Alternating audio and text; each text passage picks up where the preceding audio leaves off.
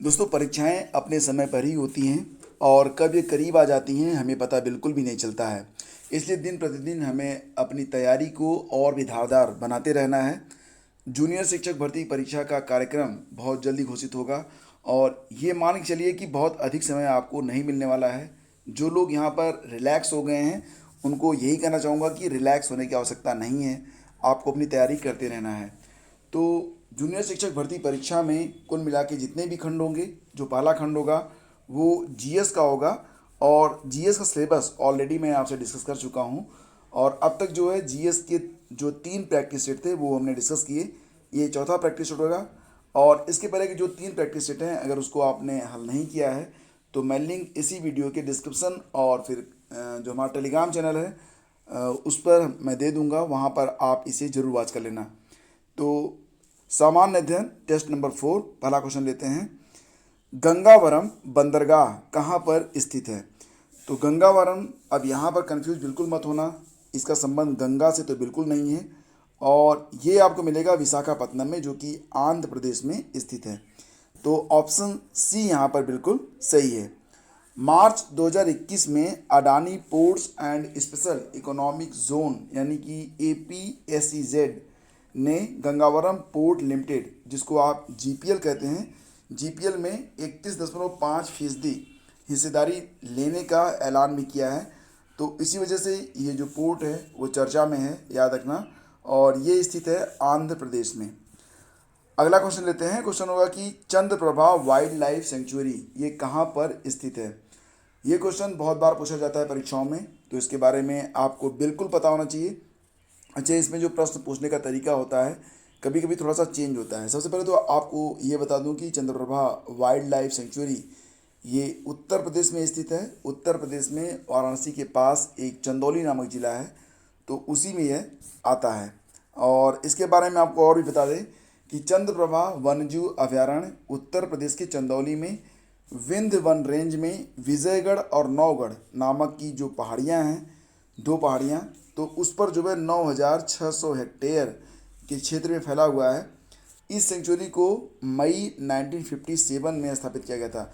अच्छा, क्वेश्चन कभी कभी ये भी आता है कि ये जो चंद्रप्रभा वन्यजीव अभयारण्य है इसकी स्थापना कब हुई थी? तो ये मई 1957 में स्थापित किया गया था। करप्शन परसेप्शन इंडेक्स कौन जारी करता है? भ्रष्टाचार अवधारणा सूचकांक।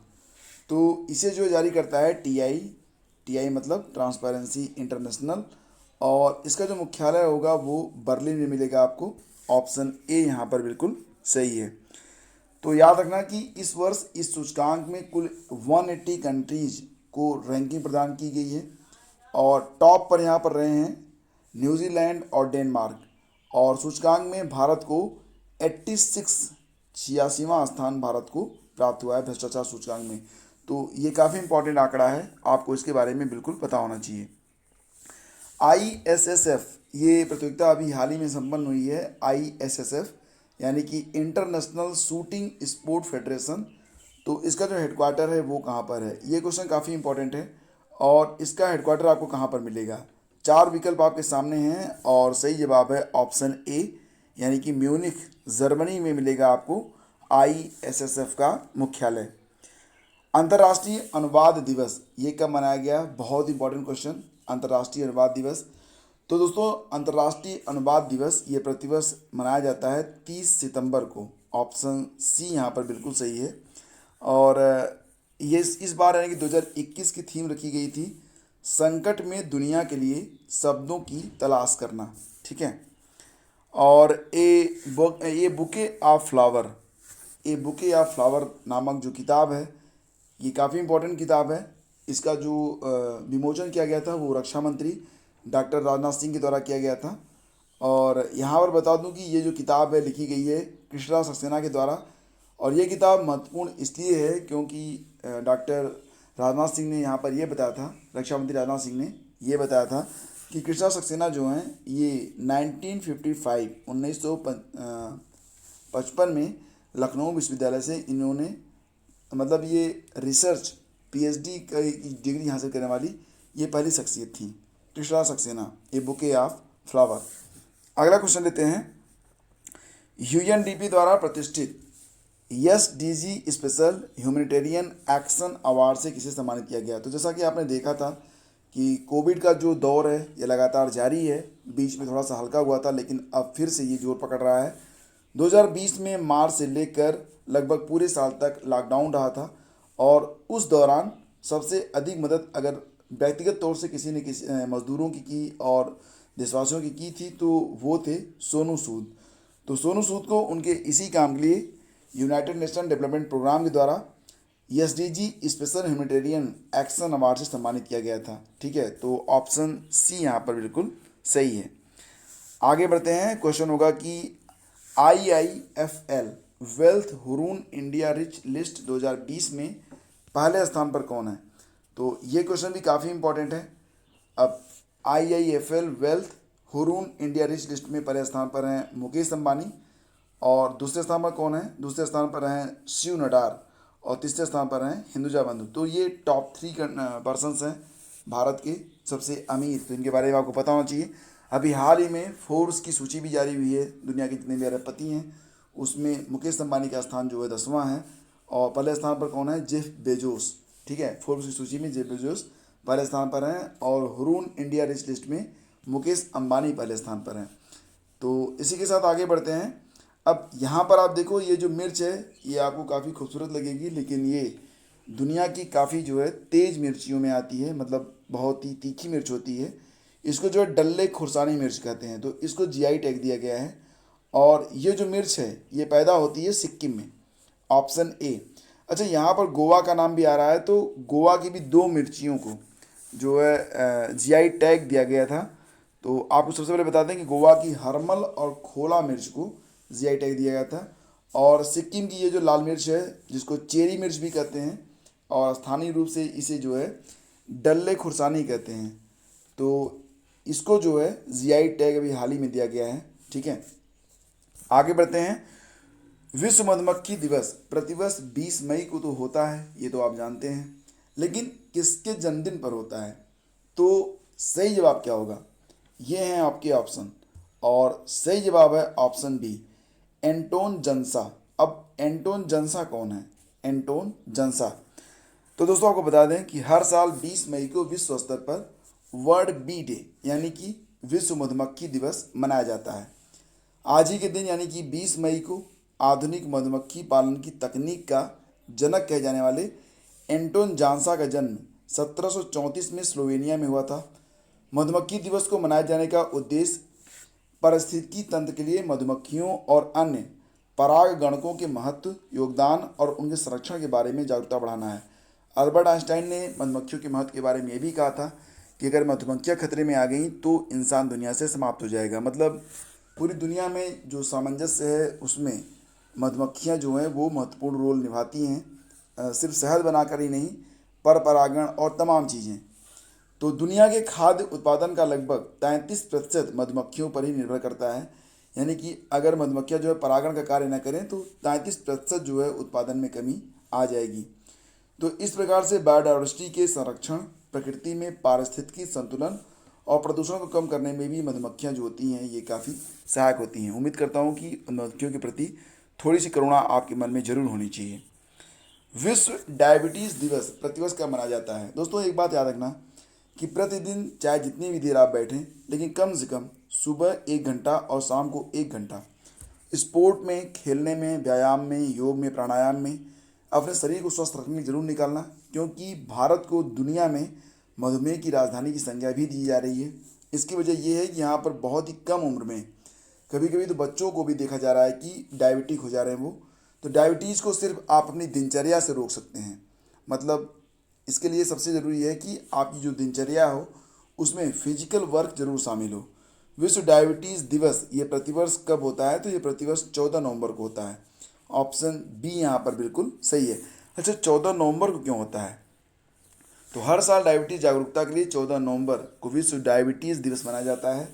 ग्रामीण आबादी में शहरी आबादी की तुलना में डायबिटीज़ के रोगी कम मिलते हैं, क्योंकि ग्रामीण लोग थोड़ी सी मेहनत अधिक करते हैं, लेकिन गांव में भी अब शहरी कल्चर धीरे धीरे आ गया है।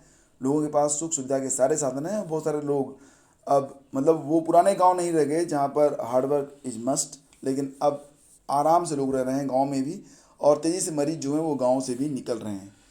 तो यहाँ पर विश्व मधुमेह दिवस का जो इतिहास है उसको भी आप एक बार समझ लें। तो वर्ल्ड डायबिटीज़ डे ये हर साल कब होता है? 14 नवंबर को। सर फ्रेडरिक बैटिंग के जन्मदिन के उपलक्ष्य में इसे मनाया जाता है। 1922 में चार्ल्स बेस्ट के साथ इंसुलिन की खोज इन्होंने की थी। विश्व मधुमेह दिवस 1991 में इंटरनेशनल डायबिटिक फेडरेशन और विश्व स्वास्थ्य संगठन द्वारा इस रोग से बढ़ती चिंताओं के मद्देनज़र और इसके प्रति जागरूकता फैलाने के लिए मनाया गया था। तब से यह हर साल मनाया जाता है। कब? 14 नवंबर को। ठीक है। किस राज्य ने 800 किलोमीटर लंबी हर्बल सड़कों के निर्माण का लक्ष्य रखा है? हर्बल सड़कें बनाई जाएंगी। हर्बल सड़कों का मतलब होगा कि जो सड़कें बनेंगी उसके दोनों तरफ जो वृक्ष लगाए जाएंगे वो बहुत ही आयुर्वेदिक टाइप के वृक्ष होंगे, और ये पहल की गई है उत्तर प्रदेश में। पिछले साल ही ये खबर आई थी चर्चा में, लेकिन एग्ज़ाम के लिए काफ़ी इंपॉर्टेंट है। उत्तर प्रदेश के उप मुख्यमंत्री केशव प्रसाद मौर्य ने लोक निर्माण विभाग के अधिकारियों को निर्देश दिया है कि सड़कों को हर्बल रोड के रूप में विकसित किया जाए, और इसके लिए मई 2020 में केशव प्रसाद मौर्य ने बताया था कि इस साल 800 किलोमीटर सड़कों को हर्बल रोड के रूप में विकसित किया जाएगा। सड़कों के किनारे हर्बल व औषधि पौधे लगाने की योजना है। औषधि और फलदार पौधे जैसे कि पीपल, आंवला, नीम, जामुन, सहजन, बेल आदि के पौधे जो होंगे वो लगाए जाएंगे। और ये पहल कहाँ की है? उत्तर प्रदेश की। भारतीय अपराध रिकॉर्ड ब्यूरो द्वारा जारी आंकड़ों के अनुसार किस शहर में महिलाओं के खिलाफ सबसे अधिक अपराध दर्ज किए गए? तो क्वेश्चन बहुत ही इंपॉर्टेंट है। और सबसे अधिक अपराध जो दर्ज किए गए हैं वो दिल्ली में हैं, इसका आधा मुंबई में है और इसका आधा है बेंगलुरु में। तो ये आंकड़े हैं, इसके बारे में आपको पता होना चाहिए। सबसे अधिक महिलाओं के खिलाफ जो अपराध हुए हैं वो दिल्ली में हुए हैं। अच्छा, वल्लभी काल किस काल को कहा जाता है? वेरी वेरी इंपॉर्टेंट क्वेश्चन, कई बार आपने देखा होगा इसे। और जो वल्लभी काल है इसका संबंध गुप्त काल से है, ऑप्शन ए। तो इसे देखिए, कुछ प्रश्नों को तो बिल्कुल आपको रट लेना है, ठीक है, क्योंकि एग्जाम में ये क्वेश्चन अक्सर पूछे जाते हैं। किस ब्रिटिश गवर्नर ने सब्सिडियरी अलायंस सिस्टम को तैयार किया है? सब्सिडियरी अलायंस सिस्टम, तो इसे तैयार किया था लॉर्ड वेलेजली ने। ऑप्शन ए यहाँ पर बिल्कुल सही है, लॉर्ड वेलेजली। इनका जो समय रहा, शासनकाल रहा, वो 1798 से 1805 तक रहा। सब्सिडियरी अलायंस की नीति को उनके द्वारा अपनाया गया था, अर्थात ब्रिटिशों के नियंत्रण में भारतीय शासकों को रखने की प्रणाली।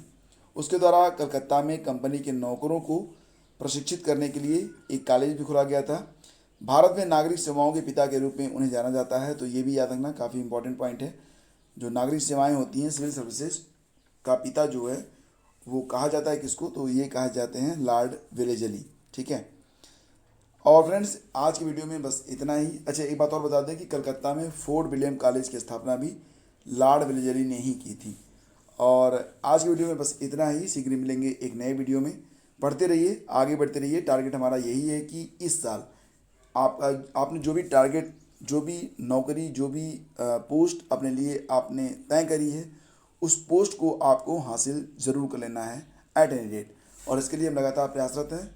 सुबह 5 बजे इसके लिए आपको करंट अफेयर करवा दिया जाता है, और अब से जो है आपको प्रैक्टिस सेट भी उपलब्ध रहेंगे।